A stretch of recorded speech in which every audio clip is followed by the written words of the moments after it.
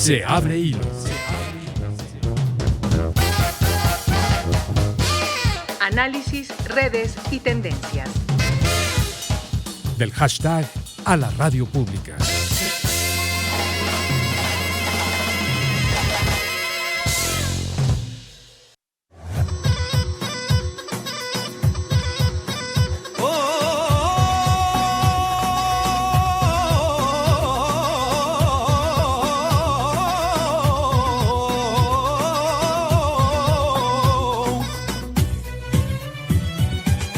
على عهدي على ديني على أرض تلاقيني أنا لأهلي أنا فديهم أنا دمي فلسطيني فلسطيني فلسطيني أنا دمي فلسطيني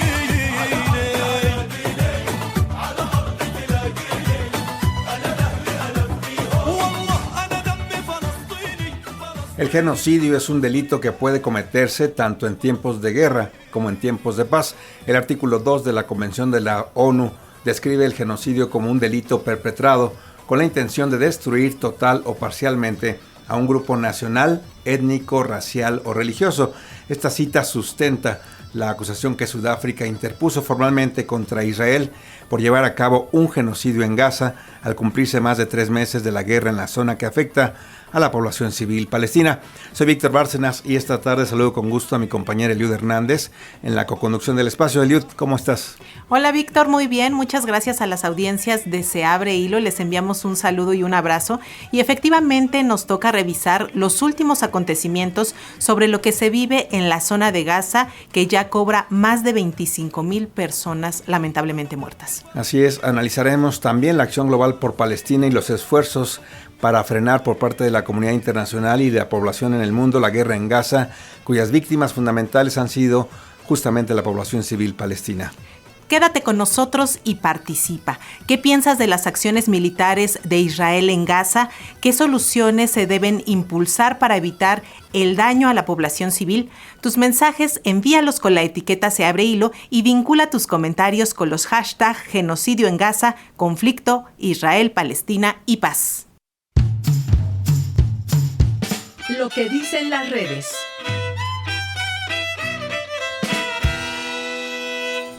Encontramos muchas versiones y mensajes en torno a este conflicto. En la red X, Ulises Castellanos escribió: algo está muy mal en el mundo cuando el epicentro de una nueva guerra es precisamente la tierra sagrada de las 3 religiones monoteístas más importantes del mundo. Dios se fue de vacaciones. Hashtag conflicto Israel-Palestina, paz. Las redes sociodigitales registraron reacciones en torno a la situación de violencia en Gaza. En la red social TikTok, Sergio Paredes hace un balance a 100 días de que comenzó el conflicto en la zona. Escuchemos. Han pasado los días, si os dais cuenta ya últimamente no estoy haciendo vídeos sobre esto, puesto que ya no despierta el interés que antes despertaba, y es verdad que la situación está muy enquistada. ¿Por qué? Porque da igual el día que publique esto, que se siguen produciendo bombardeos israelíes por la noche y durante el día enfrentamientos entre milicianos de Hamás y el ejército israelí. Por lo tanto, Hamás sigue estando todavía articulada, sigue estando todavía estructurada y sigue luchando. Por lo tanto, 100 días después de iniciado el conflicto, pues no se ha producido lo que busca Israel, que es la desaparición de Hamás. Y además todavía sigue manteniendo Hamás en su poder más de 100 rehenes de esos que capturó el día 7 de octubre del año 2023. Bueno, pues lo que estoy diciendo, la situación está totalmente enquistada, se siguen produciendo bombardeos. Hamás esta misma mañana de lunes ha anunciado que serían ya más de 24.100 los gazatíes que habrían muerto desde el inicio de los bombardeos y que todavía dice que creen que hay 8.000 personas más bajo los escombros. Así que han pasado ya 100 días y la situación sigue total y absolutamente enquistada. A través de TikTok se conoció el testimonio ante organismos europeos de Sira, una mujer palestina que se refiere a la grave situación que enfrenta la población civil en los territorios palestinos ocupados por Israel. Quizá una de las cosas más valiosas que puedo aportar es cómo han afectado las cicatrices, las heridas de la ocupación y lo importante que es entender y ver el recorrido histórico de lo que ha supuesto y de lo que supone el proyecto colonial israelí y lo que supone la ocupación para entender lo que está sucediendo ahora mismo en Palestina y para seguir defendiendo bien alto y bien claro los derechos, el derecho a existir del pueblo palestino. Yo llegué siendo una niña pequeña, 8 años, a Palestina y yo llegué a un país que que ya estaba ocupado, nada que ver con lo que hay ahora, pero ya había ocupación en Palestina. Yo recuerdo de manera vívida, de manera nítida, lo terrible que fue para mí con 8 años pasar esa frontera terrestre de Jordania a Palestina, y cómo siendo muy pequeña fui absolutamente consciente de la vulneración de mis derechos humanos, siendo muy pequeña. Cómo me metieron en una habitación sola, cómo me registraron, cómo me desnudaron, cómo no estuvieron horas registrando todas nuestras pertenencias y cómo llegué a Palestina. Cuento esto porque, por supuesto, se criminaliza. Hay un patrón de conducta racista hacia los palestinos. No hay libertad, no hay posibilidad de moverse. Es un proyecto de extrema derecha y es un proyecto en el que hay una limpieza étnica y hay una voluntad de aislamiento y de contención y de limitación del ejercicio de los derechos del pueblo palestino. Cuento todo esto porque no se puede entender lo que está pasando ahora en Palestina, las cifras, el horror, el genocidio, si no hacemos un recorrido histórico por la ocupación. El reporte global Luna da a conocer en la red social X que las cifras de la ONU muestran que 1 de cada 4 personas pasa hambre en la Franja de Gaza. Las organizaciones internacionales advierten que la ayuda humanitaria está llegando de manera insuficiente y demasiado tarde a la población civil en Gaza. En las diferentes redes sociales y medios se dio a conocer el mensaje de Josep Borrell, vicepresidente y alto representante de la Unión Europea para Asuntos Exteriores y Política de Seguridad, quien puso en entredicho el papel del gobierno de Netanyahu.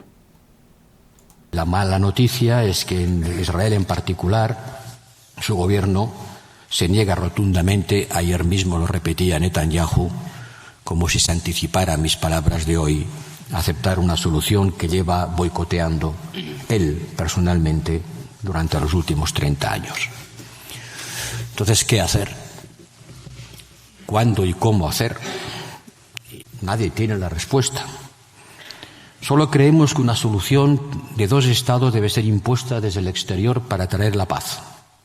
Aunque, insisto, Israel se reafirme en esa negativa, que para impedirla han llegado ellos mismos a crear Hamás. Sí, Hamás ha sido financiado por el gobierno de Israel para intentar debilitar a la autoridad palestina de Fatah. Y en la cuenta de TikTok del portal Sputnik News Latinoamérica se abordó la noticia de la petición de Chile y México para que intervenga la Corte Penal Internacional en la resolución del conflicto en Gaza.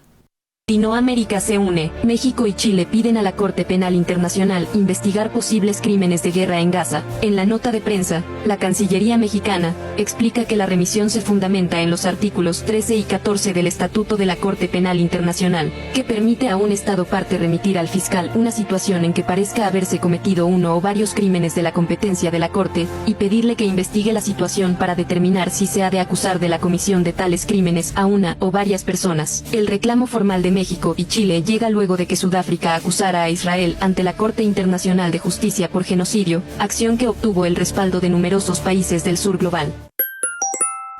Y ustedes que nos están escuchando, ¿qué piensan de todo esto? ¿Por qué Israel tiene el respaldo de Estados Unidos en el conflicto con Palestina?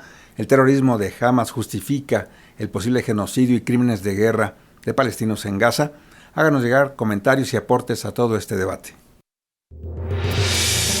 Ponte en contacto con Se Abre Hilo 55 41 55 1060, Lada 800 080 1060, WhatsApp 55 12 33 29 15.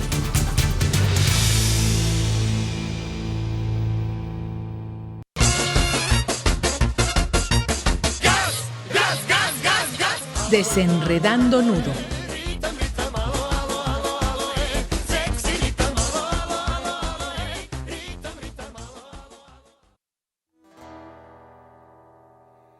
Nací en Palestina, nací en Palestina. No tengo lugar, no tengo paisaje.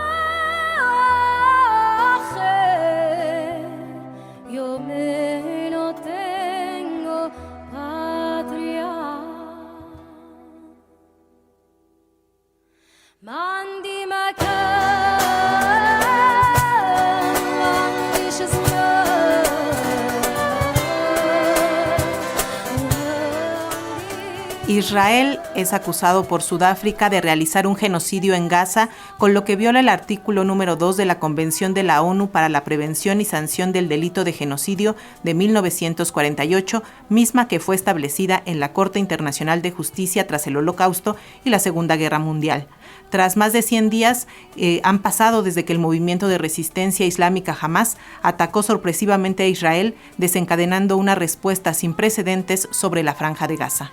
El riesgo continúa de una conflagración regional más amplia y se hace patente también con la intervención de rebeldes hutíes en Yemen que bombardean barcos que se dirigen hacia Israel a través del Mar Rojo, así como con la reciente escalada entre Pakistán e Irak por la región de Baluchistán. Para analizar los escenarios posibles, recibimos con mucho gusto a quien se abre hilo a Silvana Rabinovich, filósofa investigadora del Instituto de Investigaciones Filológicas de la UNAM, autora del libro La Biblia y el Dron, sobre usos y abusos de figuras bíblicas en el discurso político de Israel. Bienvenida, Silvana. Muchas gracias. También tenemos el gusto de recibir al doctor Moisés Garduño, profesor de la UNAM e investigador visitante en el Colegio de México. Bienvenido, Moisés. Un saludo a ustedes y a su audiencia. Saludos a Silvana y a todos. Pues vamos a empezar a desentrañar un poco cuál es la situación actual. Doctor Moisés, Israel pues no ha conseguido ninguno de sus dos principales objetivos a 100 días ya o más de unos que tendría que ver uno con terminar con Hamas y dos, rescatar a los civiles en poder de ese grupo aún después de los acontecimientos de octubre pasado. ¿Cuál sería el balance de la estrategia de Israel sobre Gaza que tenemos actualmente? Bueno, de acuerdo con lo que hemos estudiado en estos días y lamentablemente años también, es que el plan y el objetivo principal de Israel no ha sido realmente terminar con Hamás. Yo pienso sinceramente que la narrativa oficial, aunque diga eso, el objetivo ha sido históricamente el desplazamiento de la población palestina hacia tierras fuera de Gaza. Hay objetivos ideológicos, pero sobre todo también políticos y geopolíticos para eso, desenmascarados desde hace años por el plan Dalet, incluso documentado por profesores como Ilan Pappé, pero también proyectos como la construcción del canal Ben Gurión, entre otros, que implica una especie de desplazamiento poblacional y de limpieza étnica, que es lo que ha venido haciendo Israel desde hace muchos años. Por lo tanto, yo considero que la estrategia militar implementada por Israel después del 7 de octubre toma ventaja de lo que pasó con Hamás, con la operación, con los parapetos, para echar a andar este plan, aprovechando que hay en el gobierno una serie de políticos de derecha y ultraderecha, encabezados por Smotrich, por Ben Gvir, que son los que siguen tratando de extender este genocidio, no solamente en Gaza, sino también ahora en Cisjordania, donde ha habido una serie de ataques y de injerencias por parte de las fuerzas de defensa israelí. Yo lo pienso así, de esa manera, de manera general. Víctor. Existe una narrativa que data del periodo bíblico y que coloca a los pueblos, tanto israelí como el árabe, como hermanos. El primero hijo de la promesa entre Sara y Abraham, y el segundo hijo de Abraham y la sierva Agar. ¿Por qué esta profunda disputa entre hermanos? Bueno, la pregunta es muy interesante. Yo quisiera empezar aclarando que esto no es un conflicto religioso, que el uso que se está haciendo de estos personajes que aparecen en la Biblia y en el Corán es un uso abusivo. Según el relato bíblico, como Sara era estéril, le ordenó a Abraham que tuviera con la sierva, con Agar, una sierva egipcia, un hijo, y nace Ismael, que es el primogénito. Y la primogenitura en el mundo bíblico es un derecho por sobre los demás hermanos. Después sí, viene el milagro que a los 99 años Sara queda embarazada y tiene a Isaac, pero es el segundo hijo. Si vamos a usar el relato bíblico, entonces estamos en problemas, creo, porque el primogénito es Ismael. Me parece que en general el uso que se hizo de la Biblia, sobre todo de la corriente monárquica de la Biblia, que es en la cual se alinea y desde la cual la usa el gobierno actual, pero en general se usó así en el sionismo, se opone a otra corriente, que es la corriente profética. Son aquellos los profetas que ponían un límite al deseo de poder y de soberanía por parte de los reyes, recordándoles que había un Dios por sobre todos los seres humanos. Esa fuerza profética estuvo incluso dentro del sionismo, cuando Martin Buber y toda su corriente intentaban hacer de eso un proyecto moral, pero la moral lamentablemente quedó completamente aniquilada, sobre todo cuando se suelta la última amarra apocalíptica, que es en octubre, y antes de octubre, con estas elecciones del año 2023 en Israel, con los llamados que hubo, alentados por el gobierno a sacrificar corderos pascuales durante la fiesta de Pesaj o la Pascua judía en la explanada de las mezquitas, que se reclama como el sitio donde está el primero y segundo templo y donde debería construirse el tercero. Es decir, que el sionismo tiene, en la corriente que triunfó y que fue la hegemónica, tiene un sustrato apocalíptico. Para construir el tercer templo es necesario destruir las mezquitas, y eso es lo que está en juego. Jerusalén pasa a ser una pieza fetichizada porque realmente no tiene esa importancia que se le atribuye, y vemos cómo juega hoy con gobiernos de derecha como el de Milei en Argentina, que anuncia que va a ir a cambiar la embajada argentina en Israel de Tel Aviv a Jerusalén, como hizo Trump anunció en el 2017.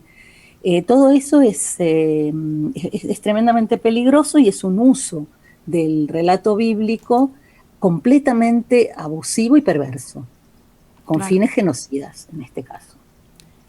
Claro, maestra, doctora Silvana, en esta demanda que hace Sudáfrica hacia pues esta situación que vive de genocidio la población en Gaza, usted mencionaba en los textos previos un concepto de supraliminal, que es cuando no tenemos palabras para describir lo inmenso que está haciendo esta tragedia. Platíquenos un poquito sobre ello. Ese es un término que aprendí de Günther Anders, un filósofo necesario para estos tiempos. Sobre todo hay que evocar en estos tiempos su tesis para la era atómica, donde advierte la responsabilidad que tenemos para parar la industria bélica, que es en realidad la que está moviendo todo esto, porque la economía israelí sabemos que es una economía basada en la industria bélica, que no es solo la fabricación de armas, sino también la alta tecnología. Lo supraliminal es lo contrario de lo subliminal. Lo subliminal es lo que pasa sin que nos demos cuenta, va entrando en nuestra mente. Lo supraliminal es algo que existe, es una realidad, pero no nos cabe en la imaginación. O sea, la realidad supera completamente nuestra capacidad de imaginarla, y eso quiere decir de concebirla, de entenderla. Las armas tienen algo que la tradición judía debería recordar, que es la figura del golem, que es una criatura que cuando el hombre simula, o sea, trata de imitar a Dios, de crear un hombre de barro, corre un peligro, y es que si vive más de 40 días lo puede destruir. Entonces el hombre tiene que estar todo el tiempo cuidándose de esas criaturas. Para decirlo en términos del poeta Jorge Luis Borges, en el poema El Golem, los artificios y el candor del hombre no tienen fin. Es decir, nuestro impulso tecnológico no tiene fin, pero nuestra ingenuidad de creer que vamos a poder dominarlos, tampoco. Y eso es lo que está pasando. Me gustaría decir también sobre la Corte Penal, no la Corte Penal, pero la Corte Internacional de Justicia, es el tema de Amalek, para hablar de genocidio, que es un pueblo nombrado en la Biblia, en la Torá, que hay una orden de Dios que es escalofriante, que es borrar su memoria de la faz de la tierra. Lo que decía Moisés al principio tiene que ver con esta figura de Amalek, y que usó recientemente Netanyahu en la carta que les mandó a los soldados.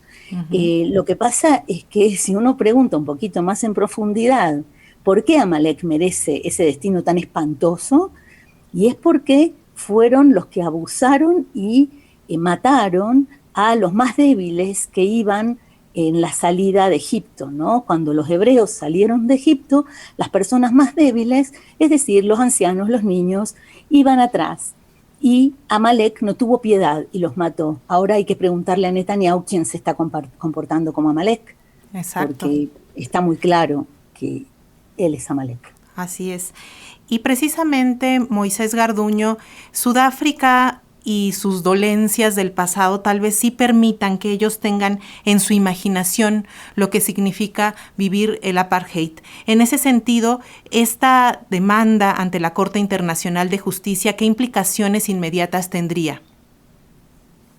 Bueno, en primer lugar, una implicación altamente simbólica, muy poderosa, porque lo hemos dicho en otros espacios, el hecho de ver una comisión de jueces y juezas negras, supervivientes del apartheid, acusando a Israel de genocidio en un corpus que es la Corte Internacional de Justicia, por todo el simbolismo que implica la creación de esa instancia a nivel internacional, en el marco de un nuevo orden mundial, donde se dijo que después del Holocausto nunca más iba a haber un evento similar. Ese evento en conjunto, ese cúmulo de imágenes vistas en esas audiencias que comenzaron la semana pasada, es altamente poderoso y símbolo del comienzo de un nuevo orden mundial que implica la erosión de la hegemonía norteamericana y con ello la puesta en tela de juicio de la narrativa israelí, de su propia existencia como Estado sionista, como lo presentan las élites ultraconservadoras, y también de la narrativa que ha mantenido por años y que ahora se está desboronando, que es la de la supuesta invencibilidad de su ejército, cosa que hemos visto se está desboronando, y la de la victimización, que también pues ha cobrado también factura a estos años de inmenso uso y explotación de la industria del Holocausto para justificar la limpieza étnica de otro pueblo. Entonces todo esto se está desboronando, y el papel que está haciendo Sudáfrica al poner en la mesa por primera vez en la historia algo que todos los palestinos y palestinas han sabido por años, pero que nunca se había visibilizado de la manera en la que se está visibilizando ahora, eso es muy poderoso por parte de Sudáfrica. ¿Quién más que ellos, sobrevivientes de un régimen del apartheid, con toda la autoridad moral para hacerlo, lo que están haciendo ahorita? Y por otro lado, también hay unas implicaciones jurídicas y políticas, porque Sudáfrica es miembro de un grupo que está tratando de equilibrar las cosas a nivel mundial, que es el de los BRICS, que son Rusia y China los que han pedido en el Consejo de Seguridad de Naciones Unidas el cese al fuego que tantas veces ha rechazado Estados Unidos. Y además Sudáfrica es también uno de los líderes del famoso Sur Global, que son los países que han estado abrazando esta acusación en contra de Israel, ya secundado por la Liga Árabe, por algunos países de la Organización para la Conferencia Islámica, Colombia, por supuesto. Es decir, no van solos, son los que están encabezando, pero no van solos. Y finalmente yo diría una implicación mediática también, o sea, no nada más simbólica o icónica, sino también jurídica y también político-ideológica, porque todo lo que está haciendo el Sur Global pues está teniendo repercusiones en las opiniones públicas de sociedades occidentales, en donde históricamente se había visto una posición pues un poco más, digamos, cercana a la narrativa israelí, y ahora el hecho de que veamos posiciones y manifestaciones multitudinarias en Washington, en Londres, en París, y algunos cambios de posición en ciudades como Berlín, pues eso tiene una resonancia muy grande, porque me pueden decir, no, pues ya ha habido manifestaciones en varias capitales árabes, ¿no? Las sociedades populares árabes siempre han estado con Palestina y nunca dejarán de estarlo, pero lo que está haciendo Sudáfrica y el Sur Global está teniendo impacto en otras audiencias donde históricamente no se había visto la cosa como se está viendo ahorita, ¿no? Se está exponiendo la complicidad estadounidense, la división europea, el doble rasero de la Unión Europea, la incluso inacción y complicidad también de Alemania, y esto es algo que le está dando la vuelta al mundo y es imposible de no ver. Esas pienso las implicaciones que está teniendo Esto independientemente de lo que la Corte dicte al final de su sentencia, que va a ser pocas semanas y que todos esperamos que sean medidas provisionales, entre ellas el cese al fuego. Claro, porque finalmente también, a pesar de estas expresiones de la población de diferentes partes del mundo en contra de este genocidio, finalmente los gobiernos no están utilizando también este término legal como para caracterizar lo que se está haciendo ahorita en Gaza. Y han tenido cuidado de no hablar directamente de genocidio hasta que haya una resolución. ¿Eso cómo leerlo, Moisés? Pues es un poco también la respuesta o la resonancia del uso del término por parte de Sudáfrica, y que está totalmente ilegalmente respaldado, ¿no? El propio Estatuto de Roma lo ha establecido, y sobre todo, pues yo pienso que la labor de Sudáfrica de visibilizar la intención de varios miembros del gobierno israelí de hacer lo que están haciendo, lo que decía la profesora Silvana sobre las cartas que les mandan a los palestinos amenazándolos de recrear una nueva Nakba, de limpiarlos étnicamente. Son cosas que son evidencias de que lo que planea Israel no es otra cosa más que una nueva limpieza étnica y una serie de crímenes que ahora se están visibilizando, ¿no? Entonces, lo que es interesante, pues es que hay ciertos sectores en países occidentales también que ya están utilizando el término en términos jurídicos, y esto tiene graves consecuencias. Incluso yo pienso que lo que hizo México y Chile en la Corte Penal Internacional, que es otra instancia muy distinta a la Corte Internacional de Justicia, pues es una labor de resonancia de lo que está haciendo Sudáfrica con las acusaciones de genocidio. Acá se acusa por crímenes de guerra y de lesa humanidad, en el caso de la Corte Internacional de Justicia por genocidio, e Indonesia también está acusando a Israel por una ocupación de 75 años. Entonces, juntemos todo esto y es un poco lo mismo en diferentes canchas, en diferentes órdenes jurídicos, pero es el fin de la narrativa de ocupación y de limpieza étnica que habría mantenido Israel en los últimos años. Claro. Estimada Silvana, en esta demanda de Sudáfrica subraya algo a nivel discursivo muy interesante, que es lo que ya han venido diciendo, la deshumanización sistémica de los líderes políticos y comandantes militares de Israel. ¿Qué sucedió, hablando desde la Biblia, con el pueblo elegido por Dios para mostrar sus virtudes? Y por el otro lado, con Hamás para desencadenar tal ataque contra la población israelí. Bueno, el tema ahí, la palabra clave, como usted bien dijo, es la deshumanización. Hay todo un contexto de deshumanización del otro que es el que permite aniquilar al otro. El filósofo Emmanuel Levinas, en su libro De otro modo que ser, define al antisemitismo como el odio del otro ser humano por el hecho de ser otro. Y por supuesto lo dedica a los 6 millones de asesinados por el nacionalsocialismo, a la vez que subraya que lo hace también por los millones y millones de asesinados por el mismo odio al otro ser humano que él llama antisemitismo. ¿Por qué? Porque somos todos descendientes de Sem, digamos, de esos 3 herederos de Noé, ¿no? De los 3 hijos de Noé, Sem, Cam y Jafet. Jafet sería Europa, Sem los pueblos semitas. Ham no hablamos porque es como el más castigado. Entonces, ese odio del otro ser humano necesita justificarse quitándole la humanidad al otro. Lo que la ingenuidad está, me parece a mí, y está probada, en que aquel que deshumaniza al otro se deshumaniza. Por eso a mí me gusta dar la imagen de un arma de doble filo sin empuñadura. El que deshumaniza, se deshumaniza. Eso lo venimos constatando desde hace mucho, con este ejército que, como decía Moisés, cayó la máscara, no es el más poderoso, tampoco es el más moral. Eso está muy claro, y hace rato que la D de defensa o la H de Haganá en hebreo, en Tzahal, en el IDF, está en cuestión. No es en defensa propia que se perpetran los actos que se están perpetrando ahora, perpetrando en este momento contra la sociedad civil y contra las instituciones y los lugares de cultura y de memoria. Hay algo muy interesante que está pasando respecto de la deshumanización, porque hubo objeción de conciencia entre los jóvenes a lo largo de décadas. Desde el año 1982, cuando la invasión al Líbano, que el profesor Yeshayahu Leibovich llamó a la objeción de conciencia y se formó el primer grupo que se llamó Yeshugul. Y después de eso empezó a haber distintas formas de la objeción de conciencia, que nunca fue masiva, pero existió.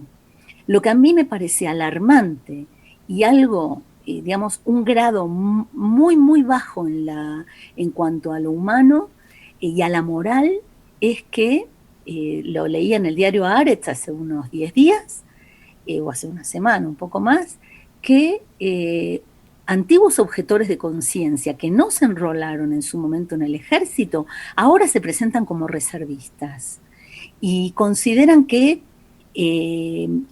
aquellas razones que antes tenían para ver en los palestinos a seres humanos, ahora se borró, y se borró con los actos del 7 de octubre. Y es algo, los actos de Hamás del 7 de octubre, y eso es algo muy preocupante. Hay un trabajo también de un psicólogo que dice que hay una forma de autojustificación que hace que uno no quiera ver, y eso es lo que está pasando en la sociedad israelí.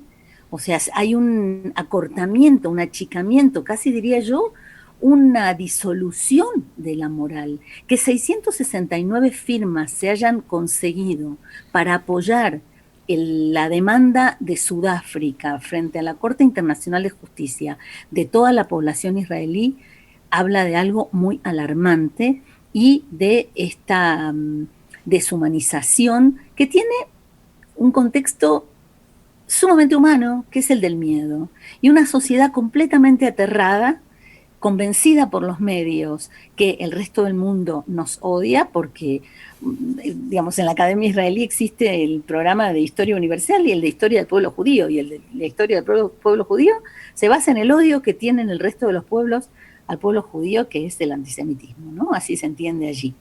Y bueno, eso ahora como que caló muy profundo con el miedo que produjeron estos actos que, por supuesto, es difícil de indicarle a aquel que ha sido oprimido y asediado, porque está en estado de sitio Gaza desde hace por lo menos 17 años, cómo debe rebelarse. Y bueno, la violencia del oprimido no sale en la forma que digamos, los sectores más humanizados del opresor aceptan, y eso es lo que pasó. Entonces es muy, muy alarmante, porque la deshumanización se está arraigando y la moral está entonces derritiéndose y permitiendo cosas que antes hubieran sido inadmisibles. Claro. Esta realidad de este conflicto reactivado a partir de octubre, pues finalmente también genera una regionalización del conflicto.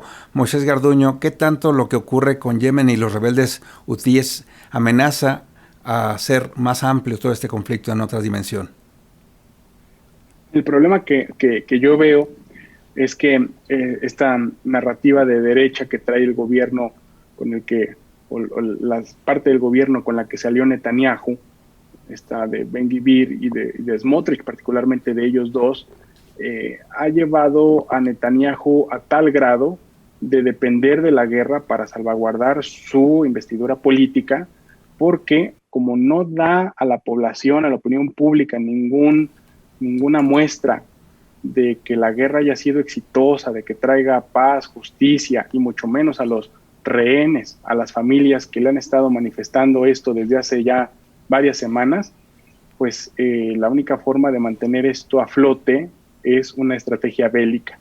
Y se ha estado hablando de 3 frentes, particularmente. El frente de Gaza y Cisjordania, que es un frente interno, porque también siento que hay mucha politización en la parte de Cisjordania y mucha crítica que no estamos viendo por las cuestiones mediáticas y de los medios de comunicación.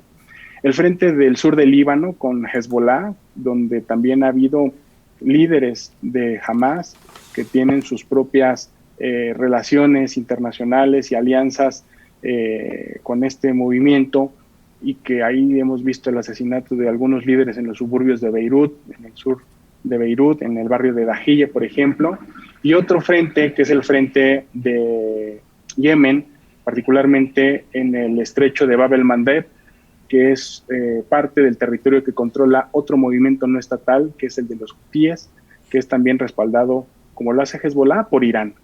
Y en este contexto, lo que no debemos de perder de vista es que países en donde ocurre este tipo de fenómenos, es decir, de grupos no estatales apoyados por Irán combatiendo a Israel en este contexto, todos esos países tienen un común denominador, que es el que han sido de alguna forma intervenidos militarmente, ya sea por potencias regionales o incluso internacionales como el propio Estados Unidos. Todos los países, de alguna u otra forma. Vean, Líbano, intervenido política, ideológica y militarmente por Arabia Saudita e Irán y Francia. Yemen por Arabia Saudita desde el año 2015. ¿Qué decir de Siria? Y recordemos la penosa intervención e invasión de Irak y Afganistán en el 2003. Entonces, una de las consecuencias de ver el desgarro institucional de estos países, pues es claramente la canalización de grupos no estatales para lidiar una resistencia en contra de quienes ellos creen que son los responsables de esas condiciones estructurales, institucionales y sociales en las que vive la población. Y específicamente, haciendo alusión a lo que menciona Víctor sobre Yemen, pues debemos recordar las condiciones en las que quedaron millones de personas, igual en hambruna, en brotes de enfermedades gastrointestinales, de cólera, debido a la injerencia militar que tuvo Arabia Saudita en el año 2015. Y el hecho de que Irán haya apoyado a los hutis implicó que les haya dado la capacidad balística para hacer lo único que tienen que hacer y que han venido haciendo de una manera eficiente en estos momentos, que es hacer turbulencias en el tráfico marítimo como una medida para afectar al ejército israelí en esta incursión en contra de Gaza. Y eso lo han hecho de una manera sistemática, eficiente, lo que, pues bueno, les está costando también un alto riesgo de seguridad, igual que a Hezbollah en el sur del Líbano, pero que de alguna manera han afectado ya por lo menos el 7% del tráfico marítimo de todo lo que pasa por ahí en términos, digamos, marítimos. Son unos 20,000 barcos al año. Ahorita estamos viendo que solamente se atacan barcos israelíes, estadounidenses, y aquellos barcos con pabellón internacional diferente, pero que los hutis presumen están al servicio de alguna otra forma de Israel, ¿no? Y eso tiene consecuencias económicas y es parte de esta estrategia que se está llevando a cabo y está dando resultados, al menos en estos momentos. Silvana, pareciera que entonces dentro de todo esto estamos dentro de una reminiscencia colonialista exacerbada en la que lo económico es lo que subyace como lo más importante, porque pareciera que el ataque contra buques provoca mayor reacción de Estados Unidos, Reino Unido y ahora también los países de la Unión Europea que van a intervenir ahí en el Mar Rojo, pues para tratar de que este conflicto sí se resuelva. ¿Cuál es la importancia de esto en términos de geopolítica, pero también pues de una narrativa en la que lo comercial importa más que lo humano? Bueno, el especialista en cuestiones geopolíticas es Moisés y yo le dejo a él esa respuesta. Yo podría hablar desde el punto de vista ético-político y me parece que sí, que es gravísimo. Lo que sí está quedando al descubierto es que esta crisis que se está produciendo ha quedado completamente en la superficie su vena económica, de una economía perversa, una necroeconomía que es la economía de guerra, o sea, la industria bélica que está sosteniendo todo esto. Entonces, y por supuesto también la de los recursos, que bueno, llamados así, ya estamos en problemas, ¿no?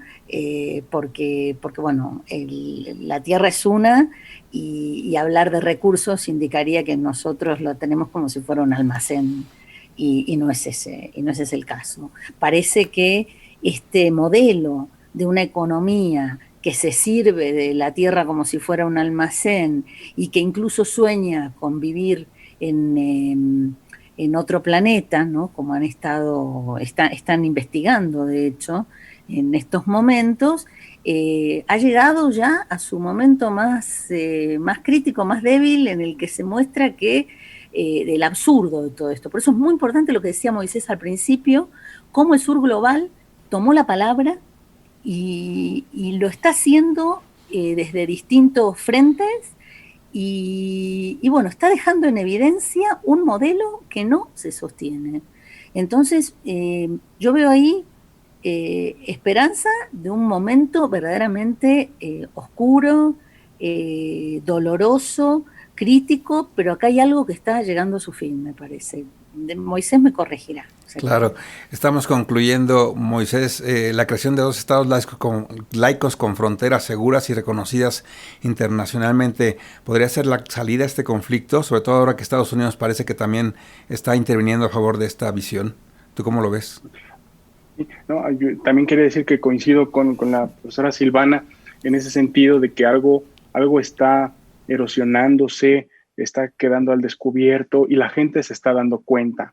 Y yo pienso que al final todo tiene que ver desde abajo, desde cómo la población presiona, somos testigos, nos movilizamos, cómo reclamamos inquietudes a las cuales también tenemos derecho, los que hemos sido marginados de alguna narrativa jerárquica, como la ha puesto Occidente en el caso de Palestina, ¿no? Muchos nos sentimos representados por Palestina, porque también Palestina ha sido lamentablemente un ícono de justicia a nivel internacional. También ha sido un ejemplo moral para muchos de cómo resistir, un ejemplo de cómo nunca bajar la cabeza, de cómo tener dignidad, y todo eso pues resuena en mucha gente que pues ahora se está viendo representada de alguna u otra forma en las calles, ¿no? Que es el principal espacio donde esto ha tomado forma, y ahora está llegando a las instancias donde, como dice la profesora Silvana, el sur global también está pues haciendo notar esto, ¿no? Y con respecto a la parte de los 2 estados, pues yo pienso que, siguiendo lo que decía la profesora Luz Gómez, que también es colega de mi querida Silvana, que conocemos muy bien, cualquier solución que implique 1, 2 o 3 estados, los que sea, que no pase por el sentimiento y el derecho de autodeterminación del pueblo palestino, estará destinado al fracaso. Porque lo que se tiene que considerar, ya sea desde arriba o desde cualquier otro lugar, como lo dice Borrell, presidente de la Unión Europea, tiene que considerar este derecho de los palestinos e ir por pasos. Y el primer paso es el fin de la ocupación. Primero el cese al fuego, que tenemos ahorita la necesidad de tener, la instalación de canales humanitarios, y luego una conferencia internacional que llame al fin de la ocupación y a las investigaciones que se deban de hacer en estos marcos jurídicos que hemos mencionado aquí en el programa, para después pasar a que los palestinos por sí mismos tengan el derecho y la libertad de ejercer esa soberanía y que ellos decidan qué hacer. Y esa es una ruta. No sabemos si terminará en 1 o 2 estados, pero sí con respecto a este derecho que es básico. Claro. Silvana, ¿quieres agregar algo? Y te pedimos, por favor, también tu conclusión con miras a esta iniciativa de académicos y académicas por Palestina. Bueno, sí, es una opinión muy personal y que tiene que ver con una tradición que hay que ya data de 1925 por lo menos, y es la idea de un Estado binacional. Ha resurgido, de hecho nunca se había apagado, y el mapa muestra que es inviable pensar en 2 estados territorialmente. Por eso a mí no me gustan los términos de Borrell, no me gusta eso que sea impuesto desde el exterior. Entiendo lo que es la imposición, es parar el fuego, eso estoy seguro, estoy de acuerdo, pero imponer los 2 estados del exterior ya basta. O sea, todo ese conflicto tiene que ver con la colonización de Europa sobre la región. El orden político, la forma de organización era completamente distinta a la de los estados nacionales. Llegaron los europeos, dividieron el mapa como ellos quisieron, todo lo vieron en términos de recursos, y ahora vemos, digamos, lo peor, digamos, su peor consecuencia. Entonces creo que tendría que ser un poco más modesto, Borrell. Sí que se ocupe de imponer el cese al fuego, eso es urgente, pero de ahí a que quieran imponer 2 estados bajo los términos que Europa considera los mejores, yo diría, dejemos hablar al sur global y que se vaya conformando, porque ya hubo ideas desde 1925, se fueron recreando, y hasta hará un año y pico recibí de parte de unos amigos palestinos, una hermosa carta de un Estado para todos, democrático para todos. Entonces yo creo que si somos realistas está muy difícil tomar en cuenta la solución de 2 estados. Eso fue muy personal. Ahora, como académica, invito mañana a las 5 de la tarde en la Facultad de Filosofía y Letras, en el aula A, vamos a hacer un pronunciamiento de los académicos por Palestina, académicas y académicos por Palestina. Están todos invitados, decir que somos académicos por Palestina en el sentido que acaba de decir Moisés, en el sentido humano del término, ¿no? Del derecho a la autodeterminación. Muy bien. Entonces, para que esto no quede como una expresión nacionalista, lo que nosotros estamos haciendo es un llamado a la justicia y a la humanidad. Entonces, mañana están invitados, va a haber pronunciamiento a los presidentes de los países progresistas y también a las autoridades universitarias para que se tomen cartas en el asunto. Ya no quedan universidades en pie en Gaza.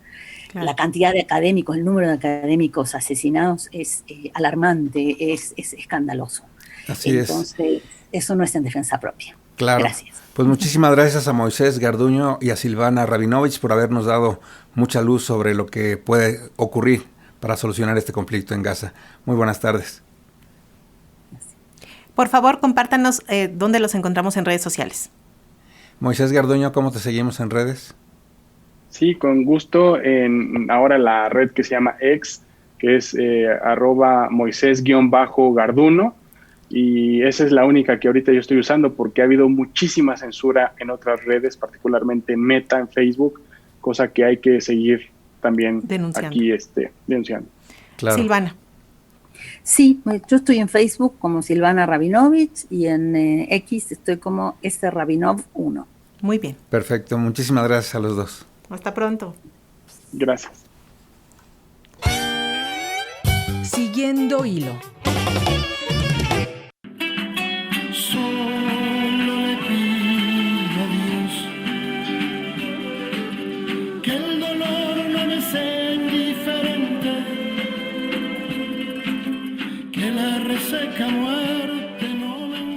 Y ante la matanza de población civil en Gaza se han puesto en marcha una serie de movilizaciones potentes en todo el mundo exigiendo este alto al fuego y denunciando al genocidio que se perpetra contra el pueblo palestino. Además, se llama a un boicot contra empresas como Starbucks, Zara o HP que abiertamente apoyan a Israel. En ese contexto, México y Chile solicitaron a la Corte Penal Internacional que investigue si se han cometido crímenes de guerra en los territorios palestinos, ya sea por agentes de la potencia ocupante o de la potencia ocupada. Para analizar las acciones desde el exterior nos enlazamos con Débora de Palestina MX. Débora, buenas tardes, bienvenida. ¿Nos escuchas? Hola Débora, ¿puedes abrir tu micrófono? Te pedimos que apagues tu cámara porque... Muchísimas gracias por invitarnos. Ahí está. Sí, está abierto. Perfecto. Adelante. Débora, ¿desde qué lugar condenar a Israel sin que esto sea antisemitismo? ¿Y qué acciones tienen ustedes para ser solidarios con la población de Gaza en estos momentos? Listo, Débora. ¿Me escuchas? No sé si ustedes me escuchan a mí. A ver ahí. Se está cortando. Acércate un poquito. Yo pediría que apagaras tu cámara para que todo... Ya la tiene apagada. ¿Ya? Entonces, Débora, ¿tú nos escuchas? Háblanos un poco de las acciones. ¿Teléfono? Listo, a ver, un poco. Yo creo que va a tener que ser un enlace vía telefónica porque estamos con un retraso en la conexión vía plataforma. Ahí, háblanos un poco, Débora, escucha. Bueno, pues si quieres compartimos algunos mensajes, Víctor, de nuestras audiencias en lo que llamo a Débora para que podamos continuar con esta conversación. ¿Dónde están? Vamos a... Sí, pero es que estoy apagándola. Bueno, en México y Chile pidieron a la Corte Penal Internacional que investigue la posible comisión de crímenes de Israel y Hamas. ¿Qué destacarías, Débora? ¿Nos está escuchando? ¿Tú puedes hablar entonces? Te escuchamos. ustedes me escuchan. Tu conexión es la que no tenemos. No se escucha tu voz al aire, Débora. Okay. Vamos a tratar de conectarte vía telefónica para tener un poco de atención respecto a las acciones de solidaridad de Palestina MX en torno a esto. Es un monstruo grande y pisa fuerte toda la pobre inocencia de la gente.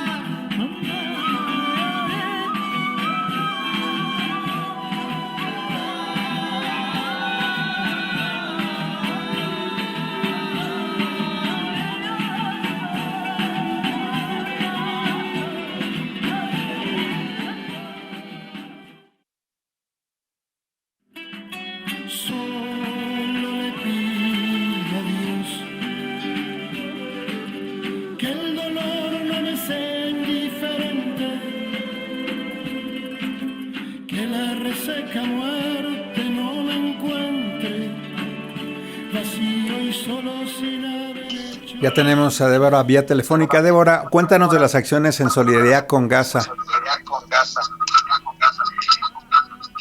Hola, buenas tardes, Victoria Luz. ¿Me escuchan bien? Sí, adelante, Débora.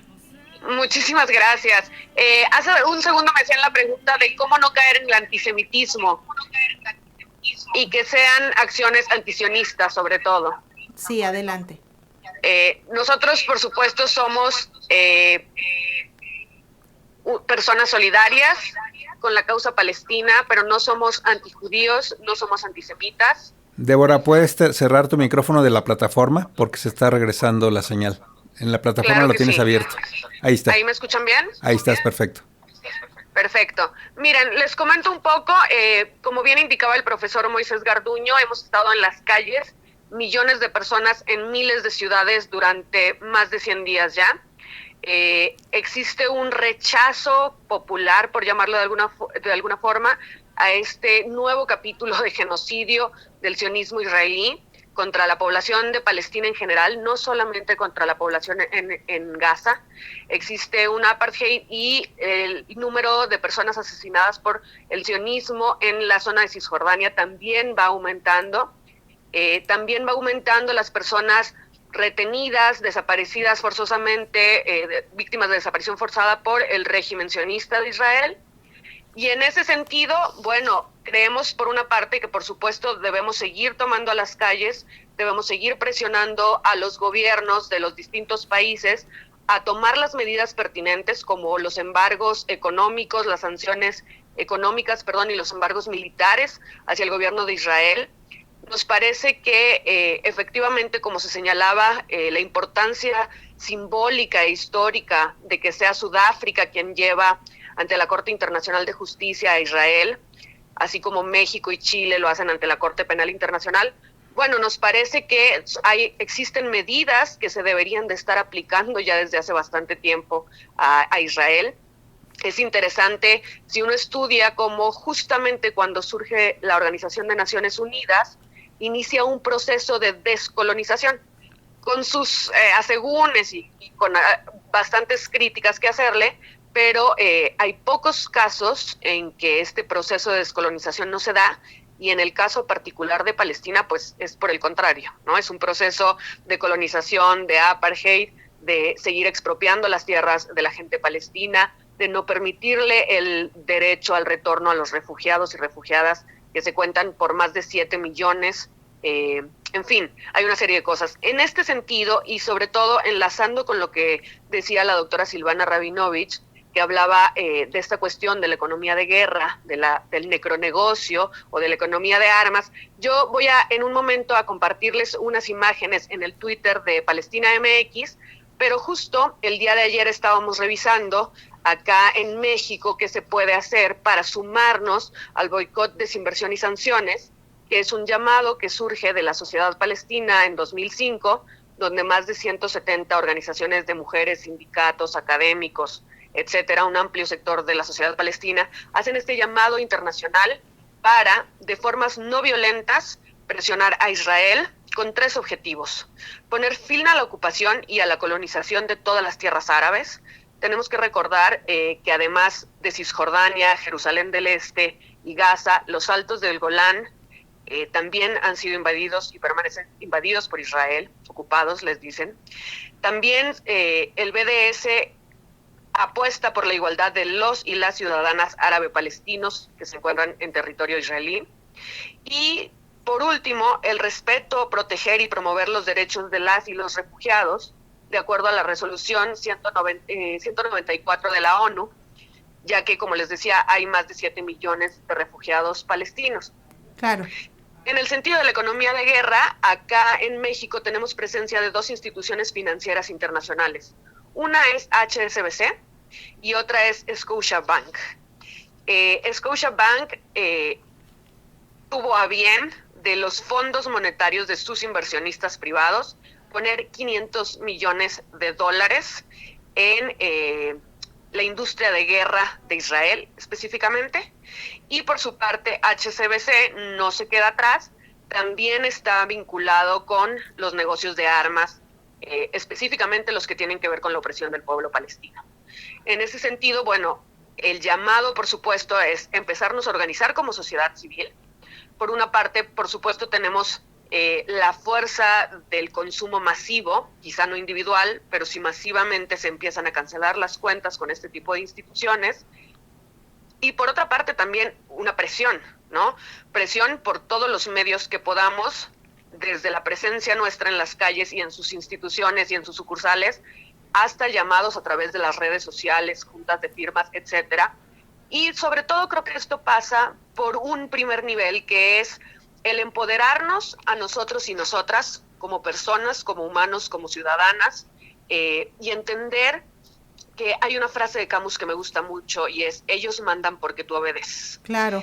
El día que nosotros empecemos, a tomar el control y a ponerles límites a quienes están en los gobiernos y a quienes manejan las corporaciones, vamos a empezar a cambiar las cosas. Y Palestina es un grito de urgencia de actuar ahora. Claro, Débora.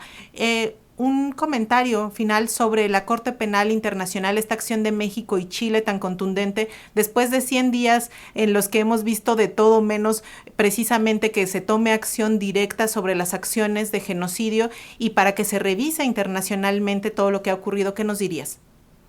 Yo creo que era de esperarse que el gobierno mexicano hiciera esta movida en algún punto. Creo que diplomáticamente el gobierno mexicano ha sido un gobierno que siempre ha estado con Palestina. Ya el 30 de junio pasado, la antes Oficina de Representación del Estado de Palestina en México ya subió al grado de embajada. Eso implica que aunque México no da reconocimientos explícitos, los da tácitamente. En ese sentido también a mí me parece que el comunicado 417 que había expedido la Secretaría de Relaciones Exteriores, me parece el 7 o el 8 de octubre, hacía muy claro la posición de México en cuanto a cómo desde entonces ya México condenaba las acciones de Israel contra civiles. Y bueno, el escenario nunca mejoró. Estoy casi segura, podría apostar, que el gobierno mexicano durante este tiempo intentó de manera diplomática hacer llamados, incluso lo digo con apoyo en una declaración que hace en algún momento el presidente Andrés Manuel López Obrador. Y bueno, me da gusto que se haya dado este paso. Creemos que no es suficiente. Tanto en México, al gobierno como la sociedad civil, consideramos que es necesario dar este paso más allá.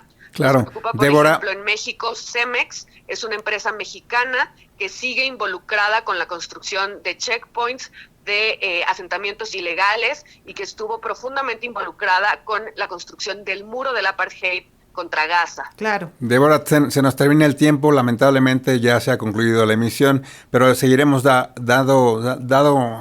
seguiremos pendientes de lo que ocurra en Palestina. Muchísimas gracias. Palestina MX, los buscamos. Muchas gracias, Débora. Buenas tardes. Gracias, buenas tardes.